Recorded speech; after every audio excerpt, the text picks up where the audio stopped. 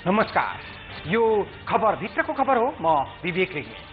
दर्शकबिन, 55 वर्ष अघि सरकारले स्थापना गरेको एउटा विशाल कम्पनी जसले देशको अर्थतन्त्रमा ठूलो योगदान दिन सक्थ्यो, तर त्यो विशाल कम्पनी धाराशायी अवस्थामा छ। दर्शकबिन, 60 को दशकबाटै अन्तर्राष्ट्रिय उडान सुरु गरेको नेपाल वायु सेवा निगमसँग कुनै समय नयाँ बोइङ सहित 21 वटा विमान थिए, तर लामो समयदेखि उन्नतितर्फ होइन, दिन प्रतिदिन अधोगतितर्फ छ निगम। नेपाल वायु सेवा निगम केवल हवाई यात्राको माध्यम मात्रै पनि होइन, यो त राष्ट्रिय ध्वजावाहक हो जसले अन्तर्राष्ट्रिय हवाई बजारमा यो देशको छवि छोड्छ। तर निगमलाई माथि उकास्न सक्ने सक्षम व्यवस्थापन यसले कहिल्यै पाउन सकेन। धमिता काण्ड, तेज गियर काण्ड, लाउडा काण्ड हुँदै विमान काण्डै काण्डमा मुछिएको निगममा सुधार ल्याउने नाममा धेरै भाषणबाजी भए, तर व्यवहारमा सधैँको दुर्दशा मात्रै। यस्तै निराशाका बीच 28 वर्षपछि आइतबार निगमले एउटा नयाँ विमान भित्राएको छ। नेपाल वायु सेवा निगमभन्दा निकै पछि खुलेका विदेशी तथा यहीँका निजी कम्पनीहरू कहाँबाट कहाँ पुगिसके, तर हामी भने अनुदानमा पाएको एउटा जहाज भित्रदा पनि बाजा गाजाले स्वागत गरिरहेका छौँ।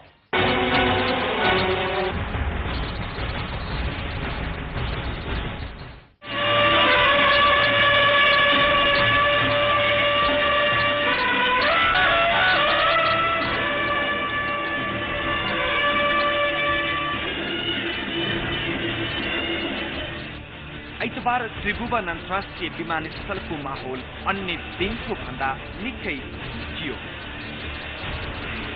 त्यहाँको भिडभाड देख्न लाग्थ्यो पक्कै कोही ठुलै व्यक्तिको स्वागतको तयारी हुँदैछ। यहाँ गुनियो चोलीमा सजिएका पञ्चकन्या, पञ्चे बाजाको सङ्गीत र पण्डितको उपस्थितिमै भव्य पूजाको तयारी, ठुलै स्वागतको तयारी थियो, तर कोही व्यक्ति विशेषको भने होइन। 28 वर्षपछि मुलुकको राष्ट्रिय ध्वजावाहक नेपाल वायु सेवा निगमले पाएको नयाँ विमानको स्वागत थियो। 1:15 बजे त्रिभुवन अन्तर्राष्ट्रिय विमानस्थलमा चन्द्र सूर्य अंकित ध्वजावाहक एउटा विमान अवतरण गर्छ, जसको स्वागतको लागि भव्य तयारी भइरहेको थियो। विमानका चालक सहित अन्य सदस्यको भव्य स्वागत गरिन्छ।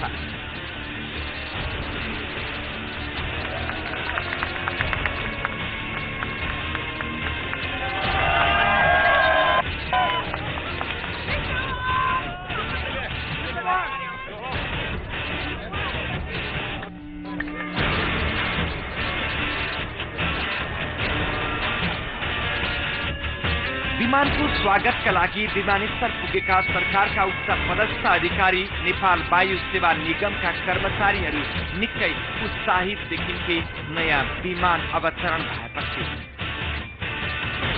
28 वर्षदेखि एउटा पनि विमान भित्र्याउन नसकेको निगमलाई चीनले गत चैत्र 20 गते 56 सिट क्षमता भएको मोडर्न आर्क MA60 मोडलको जहाज हस्तान्तरण गरेको थियो।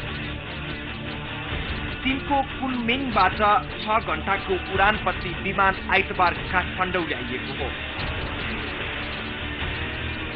नेपाल र चीनबीच विमान खरिद बिक्री सम्झौता भए अनुसार 56 सिट क्षमताको MA60 मोडलका 2 र 19 सिट क्षमताको Y12E मोडलका 4 वटा जहाज उपलब्ध हुनेछन्। अब 10 मध्ये एउटा MA60 र एउटा Y12E अनुदानमा पाउनेछ निगमले भने, बाँकी सहुलियत दरमा ऋण उपलब्ध हुनेछ। नेपाल वायु सेवा निगमले यसअघि सन् 1986 मा आन्तरिक उडानका लागि सिग्नेचर विमान र 1987 मा अन्तर्राष्ट्रिय उडानका लागि बोइङ 757 विमान भित्राएको थियो, तर त्यस यता एउटा पनि विमान थप्न सकेको थिएन नेपाल वायु सेवा निगमले। कुनै समय दर्जन विमान रहेको नेपाल वायु सेवा निगम अहिलेसम्म आइपुग्दा झन्डै विमान विहीन हुने अवस्थामा पुगिसकेको थियो। निगमभित्रको भ्रष्टाचार, जहाज खरिद प्रक्रियामा पालै पालो भएका अनेकन काण्ड र विमान दुर्घटनाले निगम नाम मात्रको हुने हो कि भन्ने खतरा बढ्दै गइरहेको थियो। तर यो विमान आएपछि निगमको घुमेको साग अलिकति भए पनि रोकिएको छ। आइतबार नेपाल भित्रिएको विमान सोमबार औपचारिक रूपमा निगमले ग्रहण गरेको छ।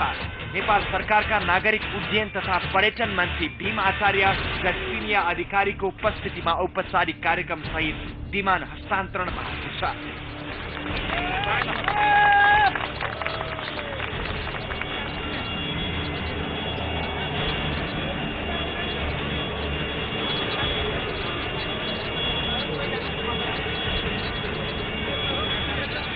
यो विमानले नेपालका सुगम गन्तव्यहरूमा छिट्टै उडान भर्दैछ र त्यसको तयारी अन्तिम चरणमा पुगेको निगमले जनाएको छ।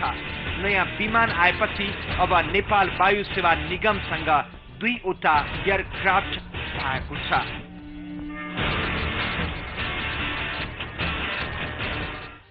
अट्ठाइस वर्षपछि नेपाल वायु सेवा निगमले नयाँ जहाज भित्राएको छ। चीनबाट ल्याउन लागि कुल 6वटा नयाँ जहाज मध्ये 3 सरकारबाट अनुदान स्वरूप पाउने अर्को विमान आगामी असार र बाँकी कार्तिकसम्ममा काठमाडौँ आइपुग्नेछ, जसलाई सकारात्मक र उत्साहजनक काम मान्नुपर्छ। तर निगमले आफूलाई अन्य प्रतिस्पर्धी कम्पनी सरह बनाउन र पुरानो साख फिर्ता गर्न निकै गर्न बाँकी छ।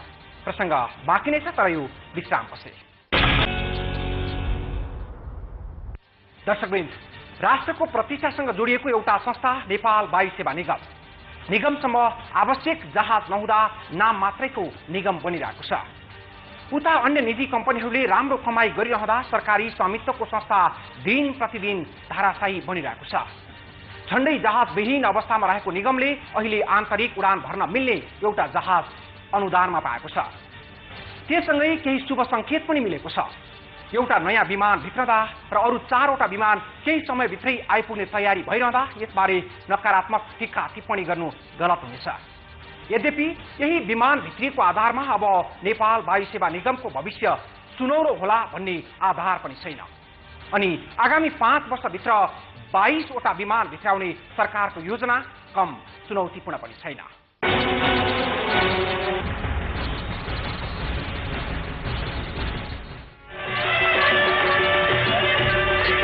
पृष्ठभूमिमा पञ्चेबाजाको गुन्जन, दृश्यमा अवतरण गर्दै गरेको विमान। हेर्दा लाग्छ लगनको महिना कसैले विमान चार्टर गरेर बिहे गर्दैछ र उनीहरूकै स्वागतमा उल्लेख्य उपस्थितिसँगै पञ्चेबाजा बजिरहेछ। तर मौसम बिहेकै भए पनि यो दृश्य बिहेको रौनक होइन। यी बजिरहेका पञ्चेबाजाका धुनहरू र यो उपस्थितिको पर्खाइको विषय त्यही नयाँ विमान हो। नयाँ घरको सङ्घार छिर्न लागेकी नयाँ दुलहीको लागि गरिएको स्वागत जस्तै भव्य स्वागत पायो वायु सेवा निगमको आइतबार चीनबाट भित्रिएको यस विमानले।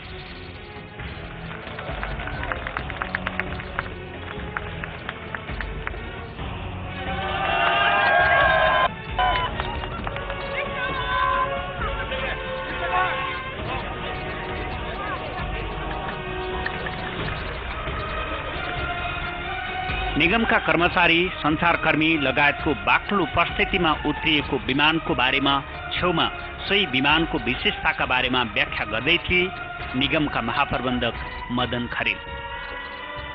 यो सुरक्षित विमान छ, एकदम सुरक्षित विमान हो र यो अझ पुराना विमान जुन हाम्रा अहिले उडिरहेका छन् यहाँ विमानहरू, तिनीहरू भन्दा पनि अझ विमान हो, किनभने लेटेस्ट चिजहरू जहिले पनि राम्रो चिज हुन्छ। त्यस कारणले यो सिरिजमा यो विमान एकदमै राम्रो विमान हो र संसारका केही धेरै मुलुकहरूमा उडान पनि भरिरहेछ।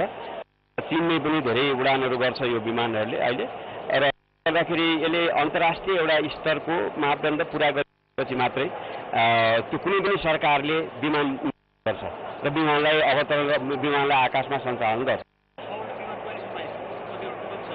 यो 6वटा यो वर्षको अक्टोबर महिनासम्म, सेप्टेम्बर अक्टोबरभित्र आउँछ। यो आउने विमानको नाम MH-60 हो, यसलाई मोडर्न आर्क 60 भनेर भन्छ को नाम हो यो र यो चाहिँ 56 सिटको विमान हो एकदमै र तपाईँको शौचालयदेखि लिएर सबै भएको विमान हो यो हामी डोमेस्टिक अपरेसनमा मात्र यसलाई प्रयोग गर्छौँ र अहिले खास गरिकन सबभन्दा पहिला हामीले 10 मेदेखि यसलाई उडाउने हामीले कार्यतालिका बनाएका छौँ र 10 मेदेखि उड्दा यो सबै भद्रपुर विराटनगर भैरवा र धनगढीमा यो एउटा विमानलाई उडाउने हामीले योजना बनाएका छौँ। आधा शतकभन्दा बढी उमेर खाएको निगम पछिल्लो समय निकै नराम्रो गरी थलियो। बारम्बार भएका दुर्घटनामा निगमका विमान ध्वस्त भएपछि अहिले आन्तरिक उडानमा चालु रहेको एउटै विमानले यो विमानको आगमनपछि जोडा पाएको छ।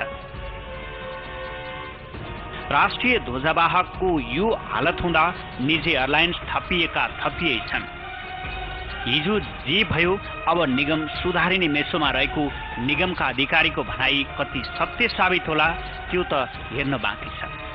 कम्पिटिसन भनेको सबैले फेस गर्नुपर्छ। जस्तो अब हामी अलिकति सुधारिएर आएको अवस्थामा अरू साथीहरूले हामीसँग बढी गर्नुपर्ने हुन्छ भने हामीले भइरहेकासँग कम्पिटिसन गर्नुपर्ने हुन्छ होइन।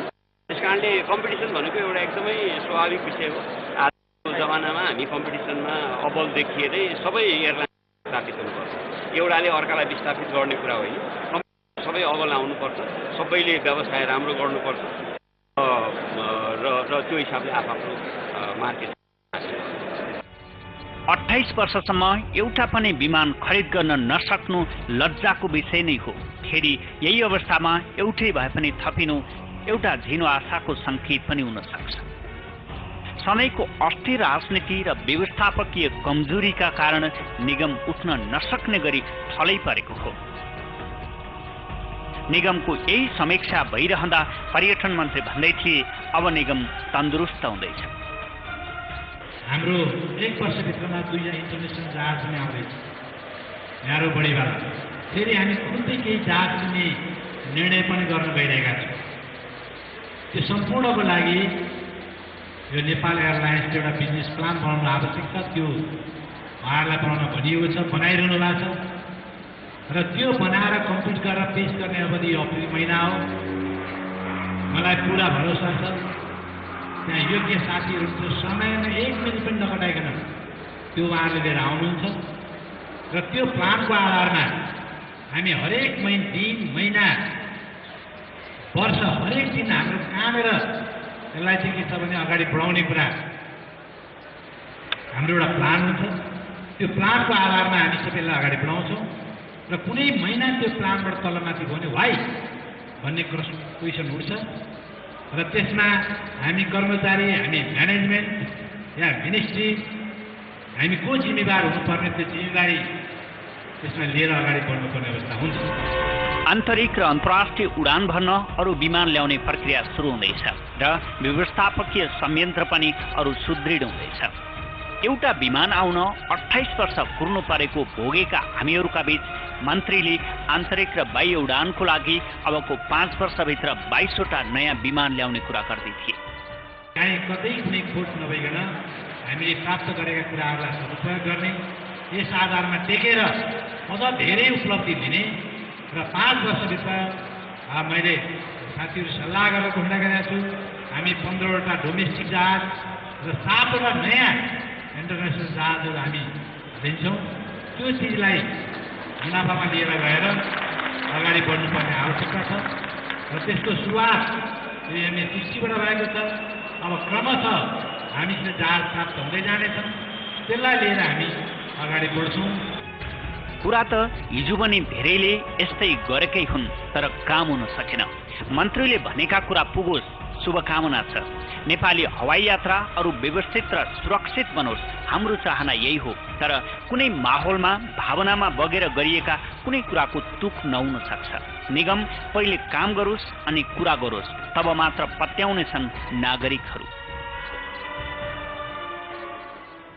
हो, निगमको सुधारको नाममा हिजो पनि धेरै गुलियार कुरा भएका थिए, तर व्यवहारमा उही राजनीतिक नियुक्ति र हस्तक्षेप मात्रै।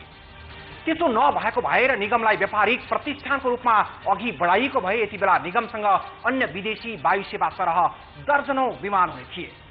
अमेरिका, अस्ट्रेलिया, जापान लगायत गन्तव्यमा निगमको नियमित उडान हुने थियो।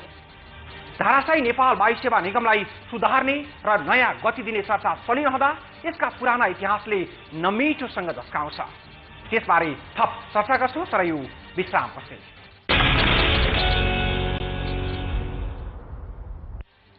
दर्शकवृन्द, प्रजातन्त्र प्राप्त नेपाल वायु सेवा निगमलाई खासै फापेन। प्रजातन्त्रको स्थापनापछि जति सरकार बढे, जो कुर्सीमा बसे, जसले सके उनीहरूले लुटे। पीएमदेखि प्रधानमन्त्रीसम्म जसले सक्यो वायु सेवा निगमलाई लुट्ने काम गरे। कसैले जहाज बेचेर खाए, कसैले जहाजको तेल बेचेर खाए। वायु सेवा निगमको फर्निचरदेखि गाडीको तेलसम्म बाँकी रहेन। कुनै समय यस्तो थियो जतिखेर निगमसँग 2 दर्जन जहाज थिए। निगमले एकैपटक 2वटा बोइङ किन्न सक्ने हैसियत बनाएको देखेर छिमेकी देशहरू डाहा गर्थे। तर बिचरा हाम्रो राष्ट्रिय ध्वजावाहक निरीह छ यति बेला।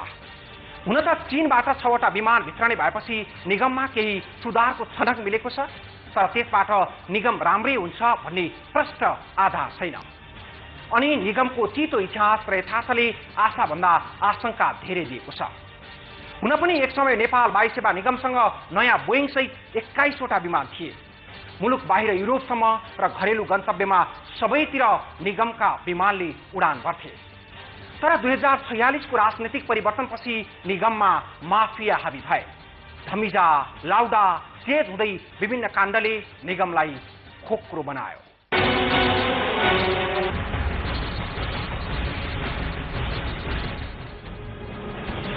5.5 दशक लामो इतिहास बोकेको नेपाल वायु सेवा निगम निजी क्षेत्रका अरू प्रतिस्पर्धी कम्पनीहरूको तुलनामा निकै नाजुक अवस्थामा छ।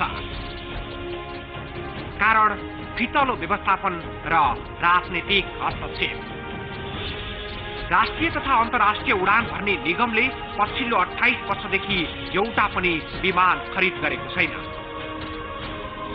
र पुराना जहाजको भरमा उडान भरिरहेको छ।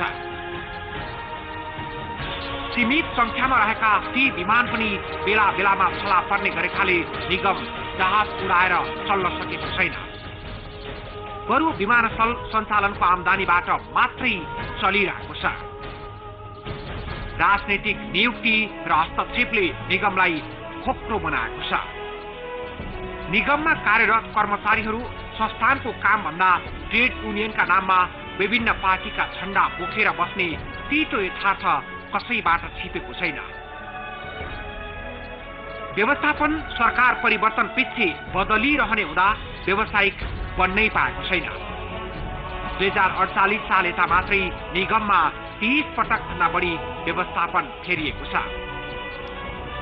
सायद त्यसैले होला वायु सेवा निगमले काण्डै काण्डको इतिहास बनाएको छ।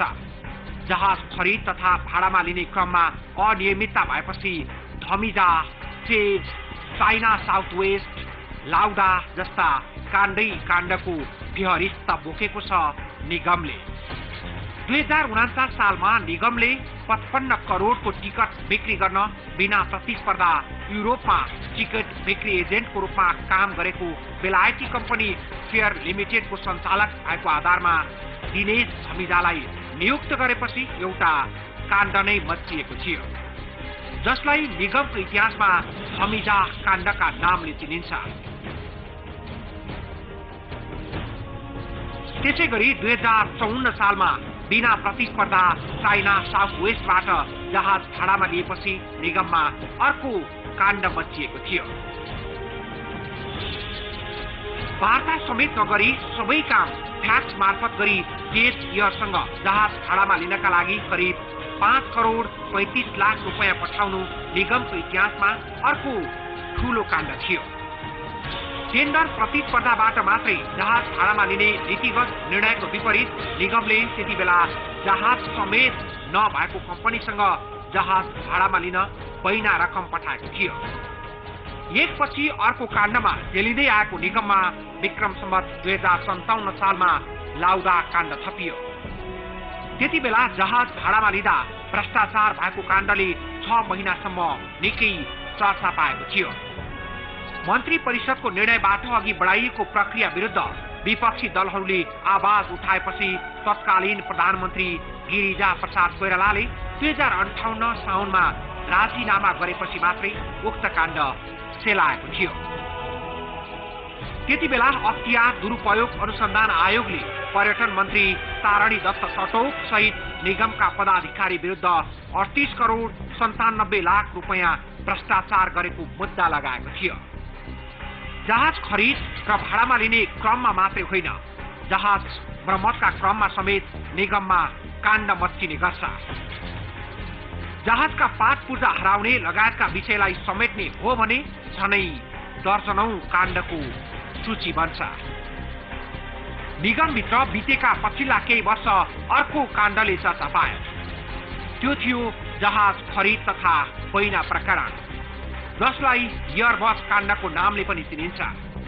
2 वटा बोइङ जहाज खरिदका लागि निगमले 2065 चैत 25 गते आह्वान गरेको थियो, जस अन्तर्गत 2066 जेठ 8 मा खुलेको ग्लोबल टेन्डर हात पारेको युरोपेली जहाज निर्माता कम्पनी एयरबससँग जहाज किन्ने निर्णय 66 कार्तिक 9 मा भएको थियो। त्यसको भोलिपल्टै निगम व्यवस्थापनले एउटा वाइड बडी र अर्को न्यारो बडी जहाज खरिदका लागि एयरबसलाई महिना स्वरूप 7,50,000 अमेरिकी डलर पठायो। उक्त काम सार्वजनिक खरिद ऐन विपरीत रहेको भन्दै तत्कालीन सार्वजनिक लेखा समितिले 2066 पुस 13 मा प्रक्रिया रोक्न निर्देशन दिएपछि बैना फिर्ता लिएको थियो। त्यसरी एकपछि अर्को गर्दै भइरहेका राजनैतिक चलखेल र त्यसले जन्माएको काण्डकै कारण निगमले भोगेको घाटा अझै पूर्ति भइसकेको छैन। निगमले गर्ने आमदानीको केही हिस्सा अहिले पनि थमिजा, लाउडा र चेजियर काण्डमा भएको नोक्सानी घटाउन प्रयोग हुँदै आएको छ। साँच्चै दर्शकवृन्द, गाह्रो छ यो मुलुकले मुहार फेर्न। 55 वर्ष अघि स्थापना गरिएको नाफामूलक कम्पनी जीवन मृत्युको दोस्साँधमा छ। सँगसँगै उडान सुरु गरेको थाई एयरवेज 100 भन्दा बढी विमानका साथ अन्तर्राष्ट्रिय हवाई बजारमा दबदबा जमाइरहेको छ। यस्तै सफलताका कथाहरू बुनेका छन् प्राय देशका राष्ट्रिय ध्वजावाहकले। तर हामी आफूलाई चिनाउन पनि लाज लाग्ने अवस्थामा छौं। जसले सक्यो त्यसले चुसे नेपाल वायु सेवा निगमलाई, र निगमसँगै यो देशको अर्थतन्त्र पनि प्रशस्त सम्भावनालाई पनि जेलमा पार्ने काम भयो। यस्तो यथार्थका बीच निगमले भित्राएको जहाज र भित्रदै गरेका जहाज आशाको किरण बनेको छ। अनि विद्यमान दुरावस्थाबाट निगमलाई मुक्ति दिलाउन त्यति सहज नभए पनि सरकारको इच्छाशक्ति र सक्षम व्यवस्थापन भयो भने त्यो असम्भव पनि छैन। हवस् त, आजको लागि खबर भित्रको खबर यति नै। भोलि नयाँ विषयका साथ उपस्थित हुनेछौँ। खबर भित्रको खबरको लागि हेर्दै रहनुहोला एबी न्यूज टेलिभिजन। नमस्कार।